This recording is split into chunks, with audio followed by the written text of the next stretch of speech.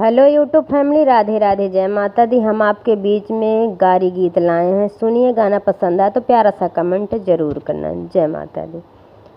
लाली पलंगिया पे काली रजैया, बूंद पड़े घनानी की हाजी।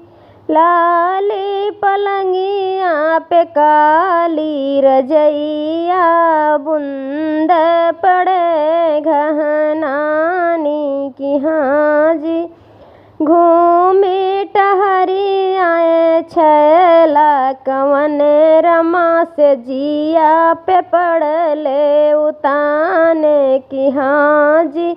घूमी टहरी आए छैला कवन रमा से जिया पे पड़ले उताने की हाजी। घूमी टहरी आई दुल्हे की बहिनी से जिया पे पड़ली उतानी की हाजी।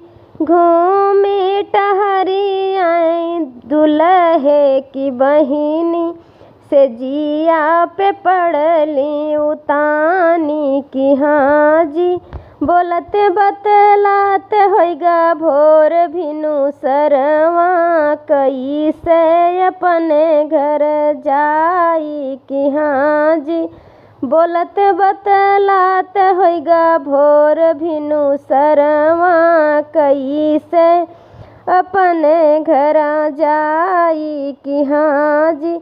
हथवा में लैला गोरी तुलसी के माला, है जपत चली जायु की हाजी। हथवा में लैला गोरी तुलसी के माला, है जपत चली जायु की हाजी।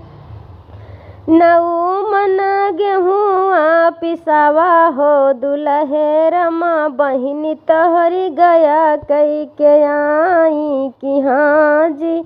नऊ मन गेहुआ पिसावा हो दुल्हे रमा, बहिनी तोहरी गया कई के आई की हाजी। गया के भात देवावा की हाजी, अरे गया के भात करावा की हाजी। लाली पलंगिया पे काली रजैया, बूंद पड़े घनानी की हाजी। लाली पलंगिया पे काली रजैया, बूंद पड़े घनानी